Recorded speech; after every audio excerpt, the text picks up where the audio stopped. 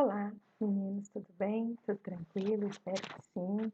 Espero que estejam bem, tranquilo, aproveitando essa quarentena para cuidar da saúde mental, para descansar, mas também para colocar em dia suas leituras e também para fazer os trabalhos avaliativos e ter calma.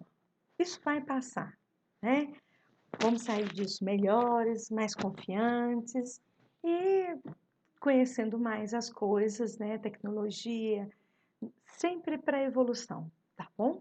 Então tá, então nesse inteirinho vamos agora falar um pouquinho sobre o Prometeu. Apesar de eu já ter falado um pouco sobre ele e tal, nós temos aqui o nosso livro Prometeu, que vocês já fizeram para mim, tudo bonitinho, inclusive estão terminando de fazer o trabalho avaliativo com 3 perguntas, e depois a gente já entra para esse, que é o nosso próximo livro. Quem quiser, já terminou tudo, quiser já começar a ler, nós estamos aí todo dia, dia de Apocalipse, tá?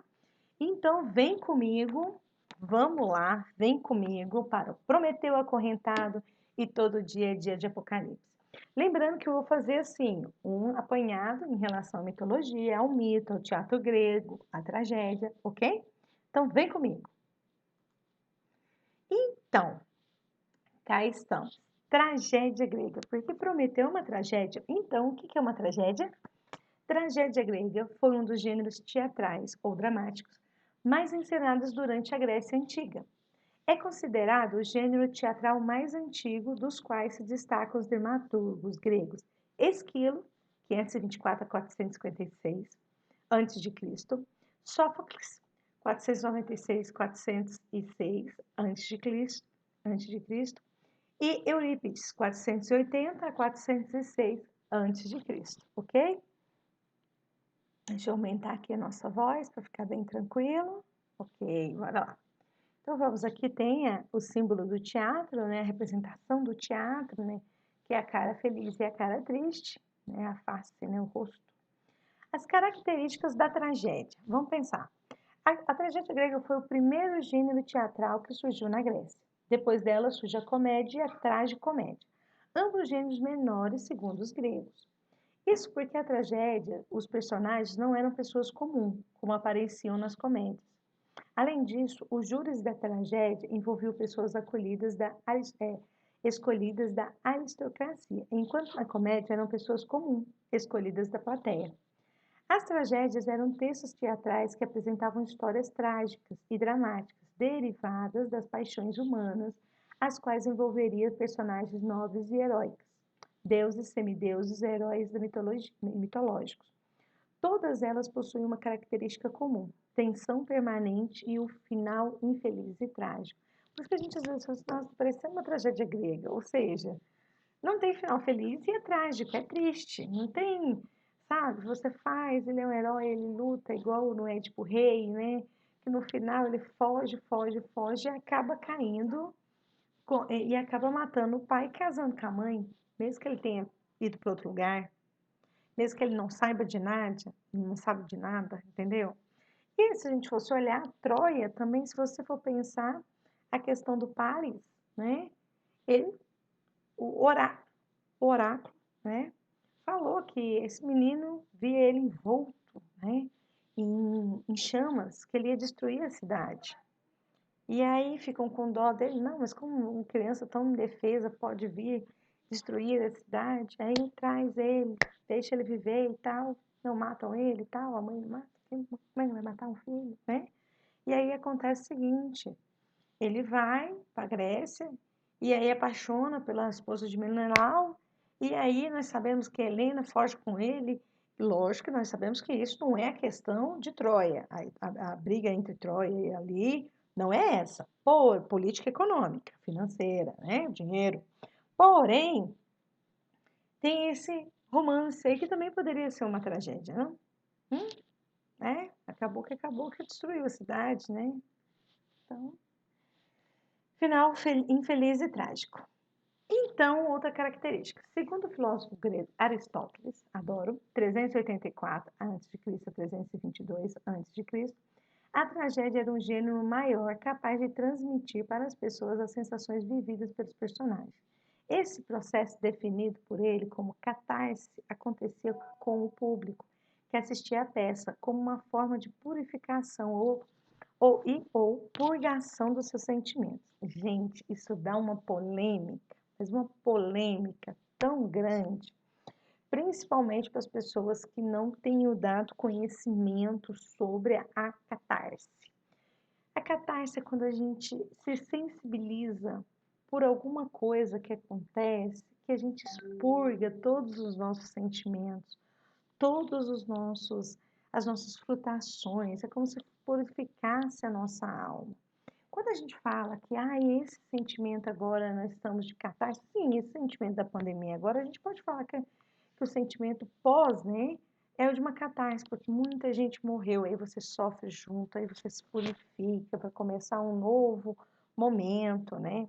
É igual quando acontece uma tragédia com uma morte súbita de uma pessoa muito amada, de um cantor, ou de uma pessoa assim, e aí a pessoa pega e fala, nós, todo mundo sofre, todo mundo chora, todo mundo se condói por aquilo. Poxa, mas era tão novo, né? Infelicidade. Então, a humanidade se une, a humanidade sofre, a humanidade se livra daquele mal, se expurga os seus, as suas impurezas, vamos dizer assim.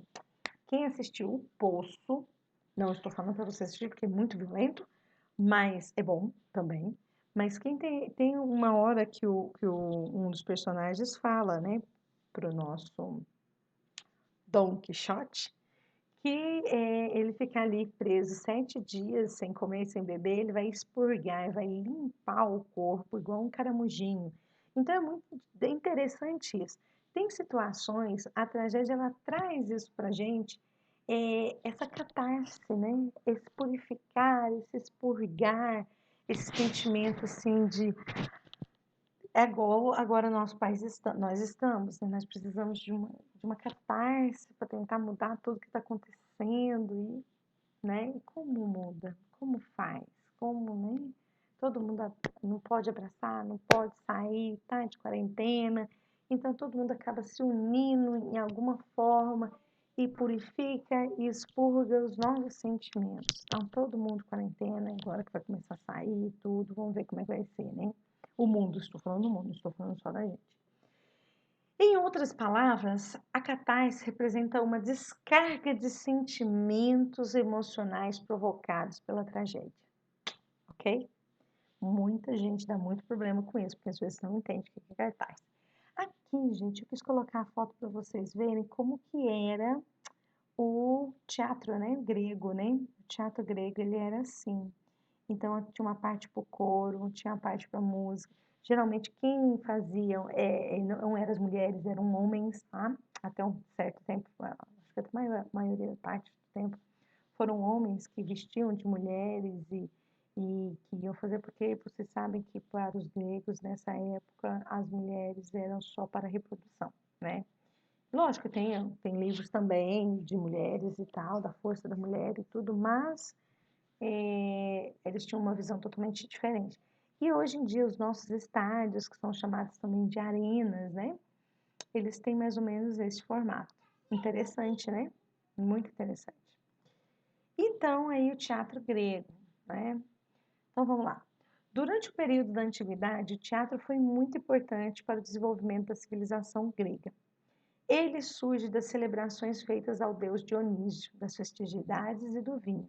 Essa dramatização surge dos ditirambos, ou seja, dos cantos dedicados ao deus Dionísio. Dionísio cá, está aqui no meio do povo e fazendo, né? Esses cultos a Dionísio foram aos poucos se elaborando e ganhando forma. A partir daí foi nascendo uma nova arte em Atenas por volta de 550 a.C., o teatro grego. Gente, e aí às vezes tinha sacrifícios de bode, né? Então era o canto ao bode que eles falavam, né? Porque é tragédia grega, teatro grego, e veio disso. Então você pode ver que o pessoal também do Dionísio, dessa celebração, do culto, né? Da colheita, da carne, né? De todos assim, do sacrifício humano.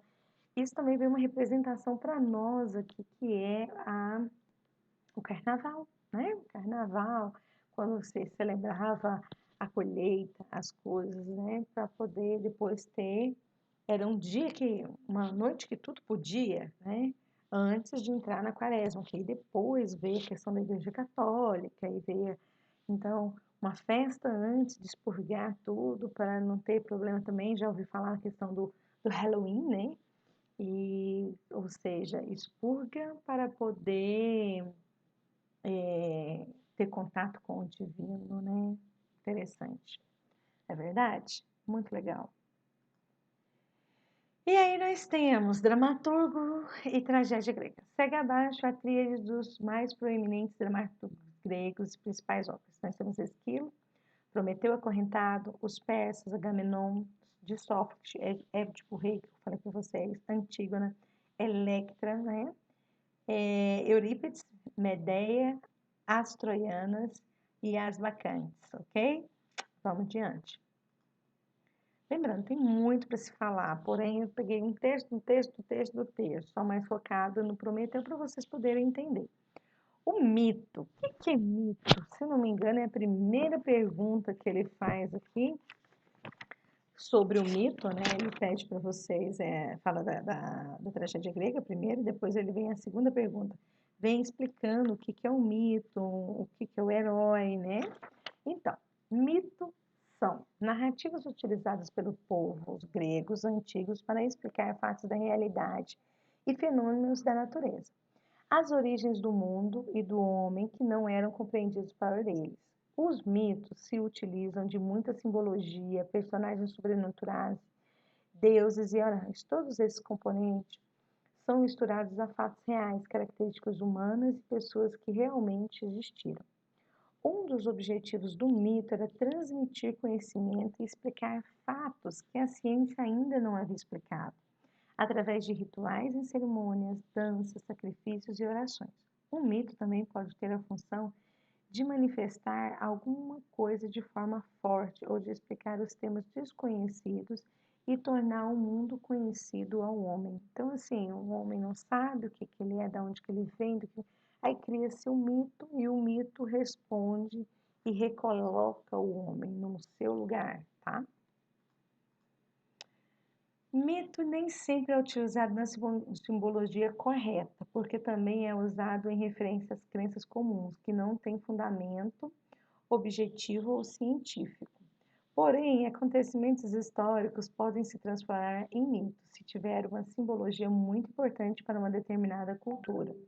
Os mitos têm caráter simbólico ou explicativo, são relacionados com alguma data ou uma religião.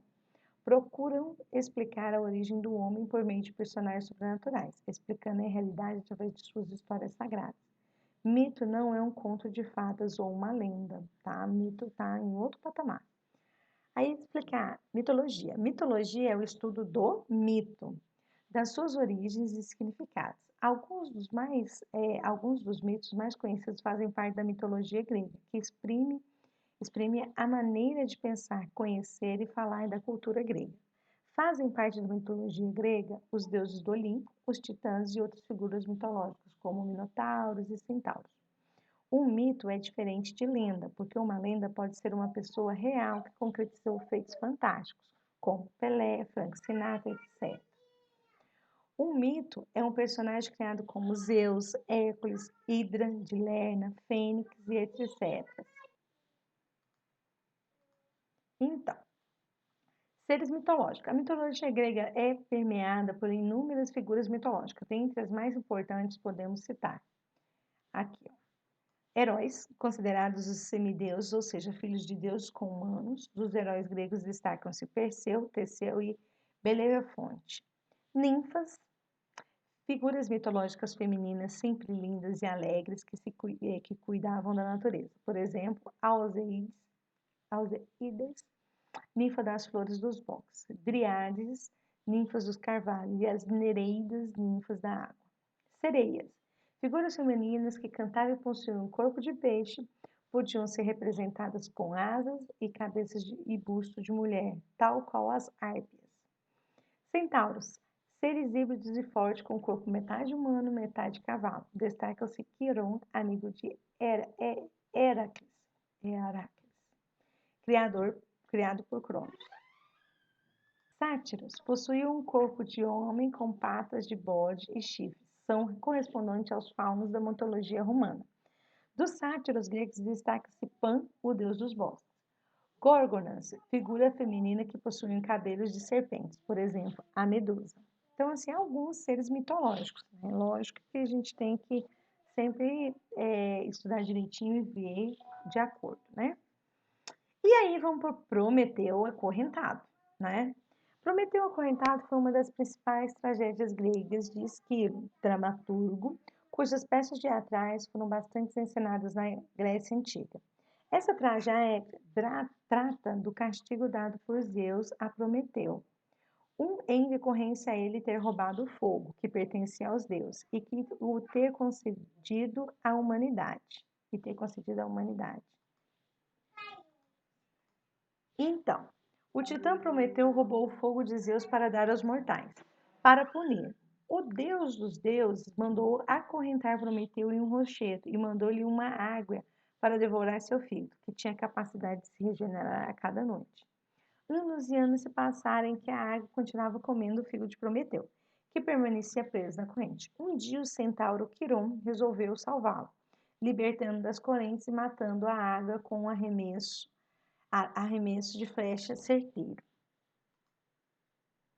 Ó, Prometeu aqui, esse aqui está na Rússia, né? Esse monumento, né? Vamos dizer assim. Essa escultura, né? Após cessar, Prometeu se tornou um deus, uma vez que Quiron ofereceu-se a sua imortalidade. Quiron tinha sido acidentalmente ferido por uma flecha envenenada lançada por seu amigo Heracles e vivia em sofrimento e desejava morrer e descansar. Prometeu na mitologia grega. Vamos lá. Né? Prometeu foi o responsável pela criação da espécie humana. Na Terra havia apenas plantas e animais. E segundo a mitologia, Prometeu teria criado o homem a partir do barro, tendo como molde a forma física dos deuses. Terminada sua obra de modelagem, Prometeu criou seres humanos e deu-lhes a alma dos animais.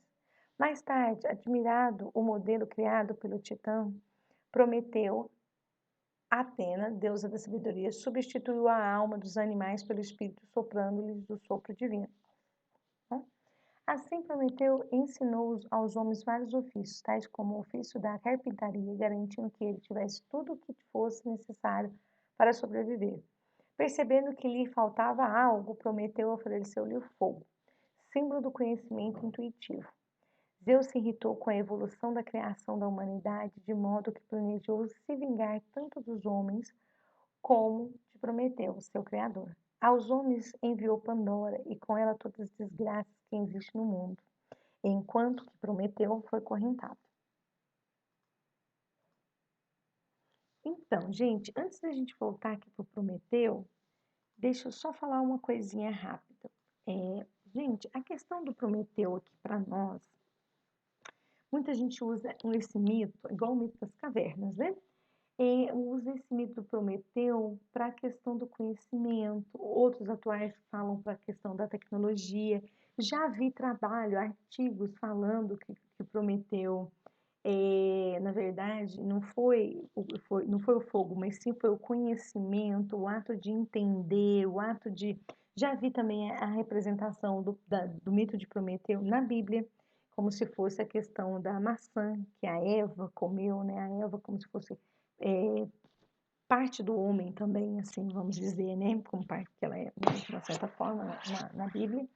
Então, tem várias coisas que a questão do mito de Prometeu pode nos orientar. Outra coisa, já vi também um trabalho, eu achei interessantíssimo, da questão das células tronco, e a pessoa defendeu com o mito de Prometeu, né? A briga entre Zeus e Prometeu, e o conhecimento seria as células tronco. Então, assim, é vasto. A mitologia grega está muito presente. O mito do Prometeu está muito presente. E aí? Foi ele que nos deu? E o que é mito?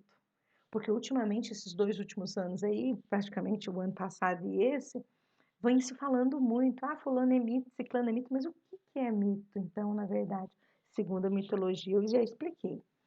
Mas assim, ó, tem um trabalho maravilhoso, se vocês tiverem a oportunidade de ler, é ótimo, chama O Mito na Sociedade Atual, Marc-José Celeprin, tá? O mito surge frente a situações limite para o homem. A força do imaginário coletivo e a sua principal força, ele precisa da força da palavra, não é apenas a explicação para algo que se compreende, mas também o acomodante e o tranquilizante para o mundo que se apresenta como assustador. Então, assim, às vezes a gente está naquela catarse e aí precisa aquele mito para nos ajudar, para ser, né? E aí vem a última questão do nosso trabalho, que fala assim, ó, mesmo sabendo que sofreria uma punição, Prometeu comete um ato de rebeldia em relação a Deus. Rebeldia e posições idealistas constituem um modelo em vários períodos da humanidade. Por exemplo, no início do século XX, com as lutas pelo direito do voto feminino, e em meados do século XX, na Índia, com o surgimento de um grande líder pacifista, que é o Mahatma Gandhi, que lutou pelos direitos do povo indiano. Esses movimentos contribuem para que o sistema social esteja em constante mudança. Sim, precisamos de mitos, ou de quase mitos, não que nos vá salvar, mas que vá empurrar e fazer com que a sociedade, com que as pessoas evoluam, que se mudem, que vão atrás das coisas, que se melhorem, né? A tendência é sempre para melhorar e não para piorar. E aqui a gente tem que ter cuidado com essa, falar que as pessoas são, fulano é mito, calma, não é bem assim, né? E aí a gente vem para o nosso novo livro, que Todo Dia é Dia de Apocalipse. Oh, né? Um convite para repensar a crise ambiental em seu primeiro livro infanto-juvenil da FTV, Educação, o escritor Rodrigo Lacerda traz como personagem um jornalista de uma revista científica que, durante a cobertura de um evento da ONU, acaba por rever a maneira de se relacionar com o planeta, além de suas escolhas pessoais, né? Então, como eu já falei para vocês, esse jornalista, ele decide muita coisa nesse evento que ele vai da ONU, né? E não só as coisas pessoais dele, mas todo um contexto. Então, parte de uma história real para a ficção. É isso, gente. Obrigada. Já podem começar a ler o Todo Dia a Dia de Apocalipse. Fiquem com Deus e tchau.